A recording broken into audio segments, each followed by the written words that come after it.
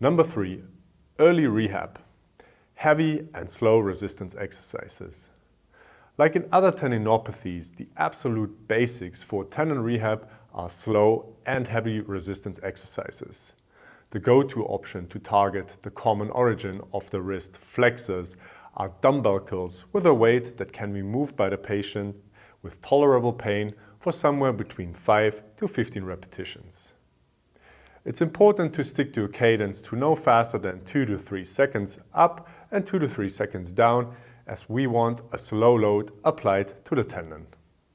Have the patient perform plus or minus 3 sets every other day. In my personal case, I prefer performing dumbbell curls on a daily basis for 3 sets with a weight that I can move around 10 times with tolerable pain. Try to challenge yourself or your patient and increase the number of reps and eventually the weight in the course of days and weeks. Next to the wrist flexors, you also want to target the pronator teres, whose tendon also originates from the medial epicondyle and which is also often affected. For this muscle and tendon, we are performing pronation with a head-heavy object like a hammer, a tennis racket or a broom. You can increase the resistance by adding more weight to the broomstick. Again, perform around 3 sets with 5 to 15 repetitions with a cadence of around 3 seconds and tolerable pain. Progress the exercise by doing more reps or by increasing the leverage or the weight. Number 4, targeting the shoulder, showing that shoulder external rotation, extension and abduction peak torques are decreased in patients with tennis and golfer's elbow.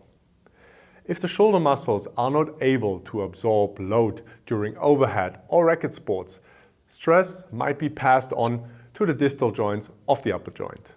Therefore, it makes sense to include exercises that target external shoulder rotation like cable pulleys, abduction exercises like lateral raises, and shoulder extension exercises like pullovers. Number 5. Ulnar glides. According to Donaldson et al. In the year 2013, coexisting ulnar neuritis can be present in up to 50% of cases suffering from medial epicondylalgia. In order to target the ulnar nerve, you can perform ulnar nerve sliders and tensioners. We recommend starting with the less provocative sliders and moving on to tensioners as soon as sliders are tolerated well by the patient. To perform the slider at home, the patient is asked to abduct their shoulder, extend their wrists and fingers, pronate their forearm, and flex the elbow. Then the hand is moved towards the head while moving the head and neck to the ipsilateral side at the same time in an attempt to move the ulnar nerve proximally. To perform a tensioner, the same upper limb movements are performed now, only that the head is moved contralaterally.